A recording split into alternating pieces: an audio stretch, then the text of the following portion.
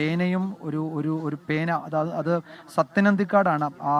പ്രിയപ്പെട്ട പ്രേക്ഷകർ ദൃശ്യങ്ങളിൽ കാണാം. ആ പേനയും പൂക്കളും ഒരു പേപ്പറും പ്രിയപ്പെട്ട സത്യനന്ദിക്കാടാണ് ആ ചിതയിലേക്ക് സമർപ്പിച്ചത്. ഇരുവരും ചേർന്നുള്ള എത്രയോ വലിയ സിനിമകൾ നമ്മൾ കണ്ടതാണ്. ഈ നിമിഷം അതിവൈകാരികം എന്ന് നമുക്ക് പറയാവുന്ന കാഴ്ചകൾ. അതിൽ എന്തോ കുറിച്ചിട്ടുണ്ട്. എനിക്കൊരു പക്ഷേ അത് നമുക്ക് കൃത്യമായി വായിക്കാൻ കഴിയുന്നില്ല. ഒരു 2 തുളസിപ്പൂക്കളും തെറ്റിപ്പൂക്കളും ഒരു പേനയും ഒരു പേപ്പറും ആ ചിതയ്ക്ക് മുകളിലേക്ക് സമർപ്പിച്ചിരിക്കുകയാണ് പ്രിയപ്പെട്ട സത്യനന്ദിക്കാട്. ആ സത്യനന്ദിക്കാട് അതിൽ 2 വരി കുറിച്ചിട്ടുണ്ട്. പ്രേക്ഷകർക്ക് അത് വായിക്കാൻ കഴിയുമെന്നാണ് ഞാൻ കരുതുന്നത്. നന്മകൾ മാത്രം ഉണ്ടാകട്ടെ എന്നാണ് അത് ഒരു ഭാഗം എന്നാണ് ഞാൻ മനസ്സിലാക്കുന്നത്. എനിക്ക് തെറ്റിയിട്ടുണ്ടെങ്കിൽ പ്രിയപ്പെട്ട പ്രേക്ഷകർ അത് തിരുത്തുക. ഇവിടെ നിന്നും അത് കൃത്യമായി എനിക്ക് വായിക്കാൻ കഴിയുന്നില്ല.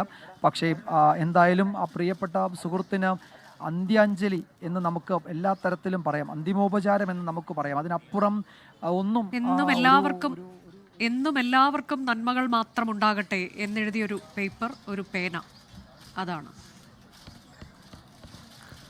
എന്നും എല്ലാവർക്കും നന്മകൾ മാത്രം ഉണ്ടാകട്ടെ എന്നാണ് ആ പേപ്പറിലെ ആ വെള്ള പേപ്പറിൽ എഴുതിയിരിക്കുന്നത്. ഒരു പേനയും 2 തെറ്റിപ്പൂക്കളും 2 തുളസിപ്പൂക്കളും. അതാണ് ആ പ്രിയപ്പെട്ട സുഹൃത്തിൻ്റെ അശ്രുപൂജ, സ്നേഹപൂജ അതുതന്നെയാണ്. അത് ശ്രീനിവാസൻ സത്യനന്ദിക്കാട് എന്നത് വെറും സിനിമകളിലെ കൂട്ടുകെട്ട് മാത്രമായിരുന്നില്ല. അവർ ജീവിതത്തിലെ പിരിയാത്ത ബന്ധമായിരുന്നു, പിരിയാത്ത കൂട്ടുകെട്ടായിരുന്നു എന്നിതാ ഇവിടെ ലോകമാകെ ഇത് കാണുന്നവർക്കെല്ലാം മനസ്സിലാവും. അങ്ങനെ സത്യനന്ദിക്കാടിൻ്റെ സ്നേഹം എന്നത് ഇതാ നമുക്ക് കാണാൻ കഴിയുന്നുണ്ട്. ഒരു പേനയും തെറ്റിപ്പൂക്കളും ഒരു എന്താണ് പ്രിയപ്പെട്ട സുഹൃത്തിനുള്ള ഏറ്റവും ഒടുവിലെ സ്നേഹത്തിൻ്റെ കണ്ണീരിറ്റു വീണ ആ പേപ്പറിൽ കണ്ണീരിൻ്റെ നനവ് പടർന്ന ആ പേപ്പറിലെ വരികളും മാത്രമാണ് ഇനി ബാക്കിയുള്ളത്. അതും ഓർമ്മകളിലേക്ക് മറയുകയാണ്.